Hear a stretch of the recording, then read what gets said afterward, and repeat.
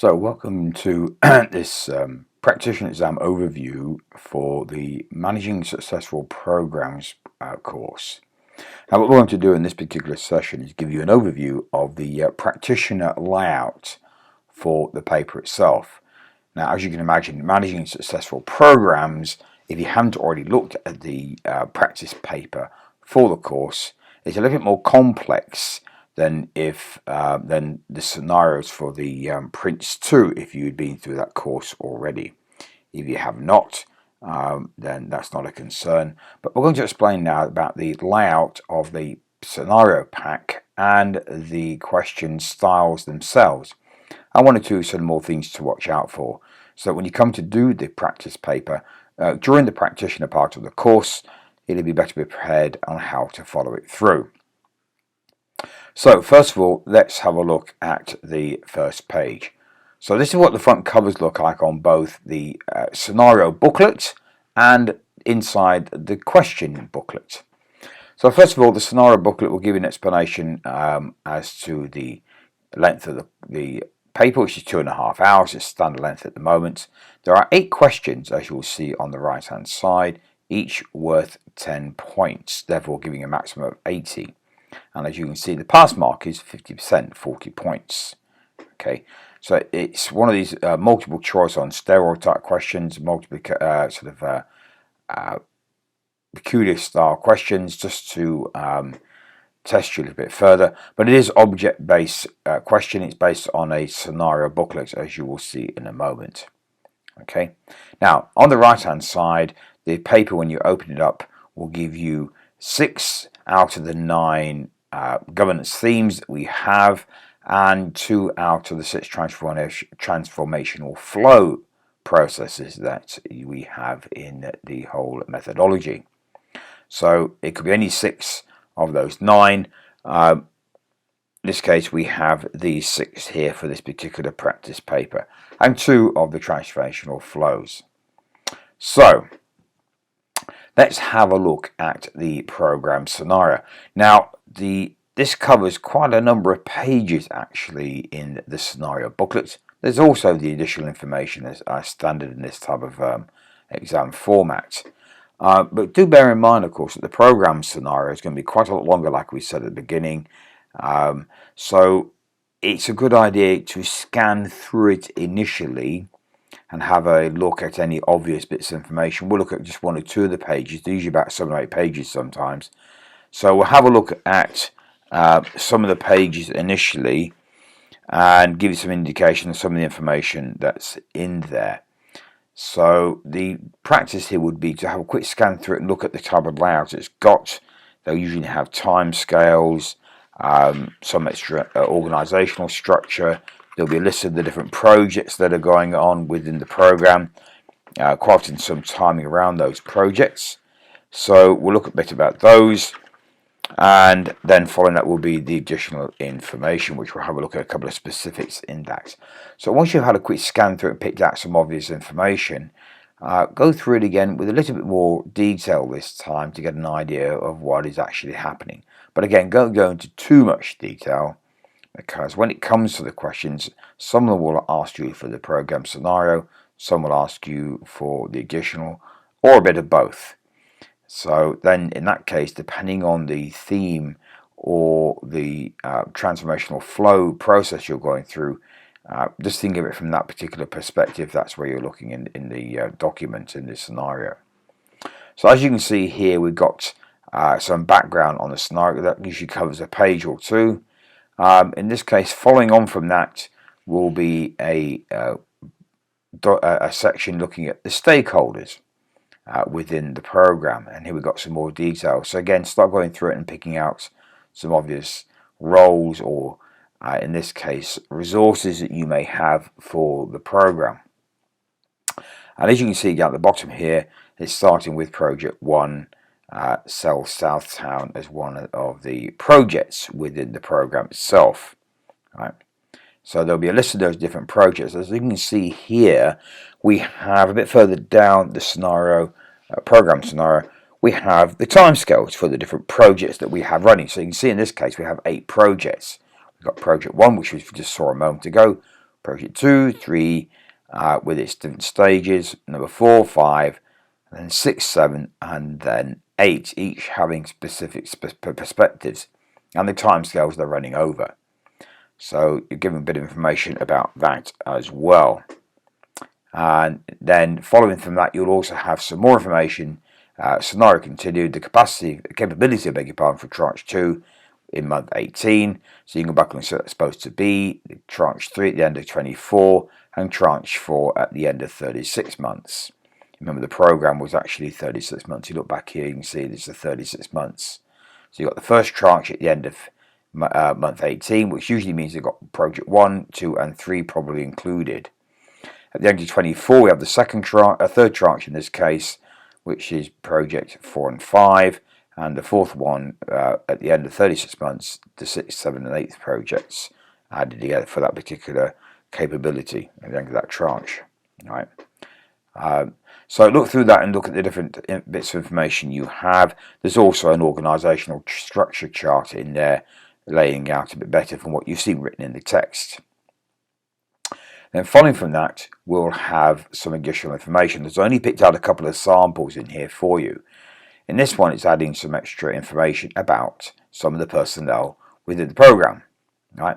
The point to note that in this case, only question 2 part B asks for this bit of information, because if you note at the beginning of the question booklet, question 2 is about organisation and program office. So that's why you're addressing this particular area here. So use that. Remember, it's only for that particular question 2 part B, unless asked for anything else. There's no carryover into 2 part C if there is one, or the rest of the whole program exam paper. That's because you might end up doing question 2 before any other. It just depends on your personal preference. Remember, you are able to do that. Each question 1 to 8 are all independent of each other, as well as the parts within them. And normally with the particular questions within the part within the question are also independent, so it's independency all the way down. All right. So that means you can do question 2 if you wish, but the advice is if you do want to tackle a specific syllabus area out of the normal flow, you want to do a case, this one 5 where it's business case, then of course do that. But the advice is to complete the whole of the question or the business case. This is because partly you've got it in your head, and when you're referring to the scenario and or additional information where required, especially the project scenario, you're thinking about business case all the way through. And the other thing is to be able to keep the answers in a specific order. You don't be jumping in and out of different types of style of question from question 5 to question 2 and then to 3, because you jump in syllabus area and you might end up getting out of sequence, and that last bit is the most dangerous. You get out of sequence and your numbers and answers get the wrong spot, and you will not score very heavily, if at all. So do be aware of that. So here we have some additional information. I picked a few others. This one's just a text, it's got a memo, and it's just some script which will be part of question 8, which when we review the questions in more detail and look at the rationale behind them, we'll talk about this one again, as we will in all the parts of the exam paper, which you will be reviewing hopefully after you've completed each section within the practitioner part of the MSP, and then having tackled the paper and go look at the answers and listen to the audios that support it to give you some feedback on the paper. So this is question 3. Now we're going to come back to question 3 in a little while, because this is a document type and there's a question approach that might be useful to take on board for this. The one thing I want to point out in this one, of course, is that in documents there are 2 types of statements. Two types of statements. In this one, true statements. That means the information is accurate or correct. This might not be in the right part of this document, or even should not be in this document at all. So it may be in the wrong document. Right. Now, the point about the true statements are 2 things. One is, as they are true, you cannot edit what is there already. Either moves around, stays where it is, moves around, or comes out of the document altogether. Right. And the second thing is don't go looking for them anywhere else, because you will not find it anywhere else. So it's extra information again. So don't expect to find it in the program scenario information, either the booklet. The other thing to notice I've put down here, remember it says with errors. Now be aware that unlike with true statements, you cannot edit them. With errors, it's an extra little bit which you can do. It means if the statement is incorrect, inaccurate, or just not complete enough, or too vague, you can edit what is there already if you assume that it really should stay but it needs a bit, tidying up. Whereas the true statements, of course, you cannot do this. Right? So with errors means you also, not only is it maybe recorded, not recorded under the correct heading or even the right document, it also means you are able to edit the information is there. Right, so bear that in mind. So that's part of that question to look for in that. Now, linked to that, we'll come back to that when we look at the question 3 part later. So they're the different types of documents and additional information you might get. Now, that isn't always necessarily representative. It could be slightly different, but just to give you some indication of the fact that the additional information is there. All right. So let's look at the different types of question. Now, in case you haven't seen this style before, the layout here is this. The top box looks at the syllabus area, in this case benefits management. This is question 1, part B of question 1, and there are 2 marks. There are 2 marks because there are 2 questions. However, do note, firstly, it says in the question information box, there's some bold information telling you where the questions are going to be based on. In this case, it says using the scenario. Now, it might say using the additional information, or it could say both. Or it might just have some bold text in here in which you will be basing your questions and therefore your answers on. Right. Now, each of those type of variations will be in bold. If there is no bold text there, then it's purely an MSP application, and managing successful programs application. Right. So maybe we'll come across one of those later. So using this scenario, so this time you're going to read through this scenario looking at benefits management. Right. Now the other thing to note, it says 2 answers to each question, and it reminds you yet again which 2 statements. So please do remember to answer or fill in 2 ovals on your paper. Right. And the further clue and hint is the fact we have 5 answer statements. Usually we've got those. It's a big hint to say you need 2 of these, not just 1. Now, the 2 marks on here are for 1 for the whole question. So you need both answers correct. One of these letters here, 2 of them, to get the point. Right. And the same for question 2 in part 1 of question 1. You need 2 selected to get 1 point. Right. Of course, both being correct, as it says here. You can't just pick 2 and expect them to get the answer. So there are no half points here. So please bear that in mind. Right.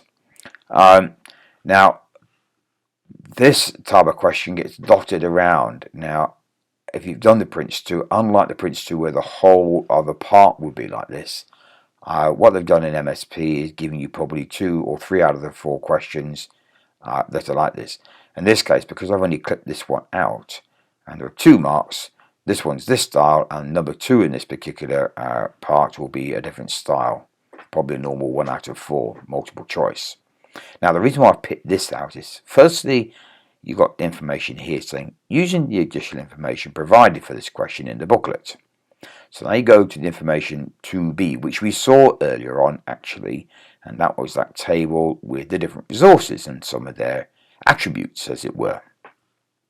Now, obviously, it's asking you whether the CFO, is appropriate for this particular role in the sponsoring group.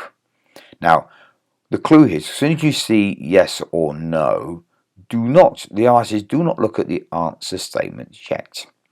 Look at the statement being posed and decide whether yes, this or this is not an appropriate application of MSP, based on, of course, on the CFO's skill set and therefore the requirements for somebody a member of the sponsoring group. Right. So if you're not sure, go and look up in the handbook under the roles and responsibilities and look at CFO. Now, decide whether that's a proper application, yes or no, and why yes or why no. Now, the reason for this is a couple of things. Firstly, you get rid of two statements straight away. Hopefully, you've picked the right version, yes or no. Right. And second, that means now you've only got two to worry about. And secondly, having already formulated your rationale about why you've chosen yes or you've chosen no, hopefully you'll find one of the statements in those two areas fairly close to what you have decided was the reason why you picked yes or no. But do bear in mind that sometimes these two rationales might be both correct, right? But only one is actually applicable to the question being answered, right? So you've got to look at which one says that this CFO, it is correct to have identified this role as a member of the sponsoring group, bearing in mind what sponsoring groups need, right? So do they need program management experience, values applied by transformational change? That might not be either correct, so you may pick yes, because approval funding needs senior level commitment within the group, maybe, or because the SRO, the senior responsible owner, is likely to be a peer member of the sponsoring group. Well, likely to be, maybe not. So look at those, and we'll look at that question paper a bit later on. So the thing is, pick which one you think is right, yes or no, and provide the rationale behind it. And then go and look at the answer, because then you'll probably find it far quicker than trying to go through them all, and less confusing. Right, we're going to look at this question style for the question layout first of all. We'll come back to this one again a bit later, relevant to the and related to the document we saw in the scenario.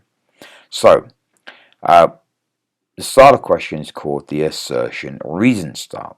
So the assertions are about the statements related to the information in the box up here. So there'll always be something in bold, either the scenario and or additional information, in this case both, or just some text. But there'll always be some bold because this is what the assertion is going to be looking at. Now, in this particular case, you need to look at the assertions independently, and it says there no change to entry number one. And if you go and look back at the document, you'll see that what it's doing is giving some information in entry number one under that document, which is about processes. All right. So you need to decide, does that material belong in there or not? That particular statement, in this case, most courses are non-residential. Right. And go through all the assertions, like no change to 1, 2, delete 3, no change to 4, 5, or 6. Right. Statements within that additional information. Having done that, decide whether they're true or false. That statement here is true or false. Forget about that, and then look at the reasons. And these reasons are about managing successful programs and application thereof. So forget about the scenario and what you've answered down here. Just look at it and say, the processes and business models are expressed in a number of ways, including flow, processes, graphics. Is this correct or not? Right? And go through all that and decide whether that's true or not. Each one true or false. And when you've done that, any or both sides have false in. Either side have got false in, sometimes both, then it's going to be the C, D, or E. Right. Now, if both sides are true statements, you just need to decide whether the reason explains the assertion. And yes, if it does, and the reason explains the assertion, then you put the letter A. Or, but the reason does not explain the assertion, then you use the letter B, as in but. So you only need to do that if both statements are true. Remember that. Don't bother if false, because if it's a false either or both sides, then it's going to be one of these, and that's the last thing you need to do. If they're both true, you just need to do one more exercise, and that is decide, does the reason explain the assertion? A for yes and B for no. I know it sounds daft, but they could do it the other way around, but there you go. So this particular case, in this particular question, excuse me, we have no additional information in the information box, so this is purely an application of MSP.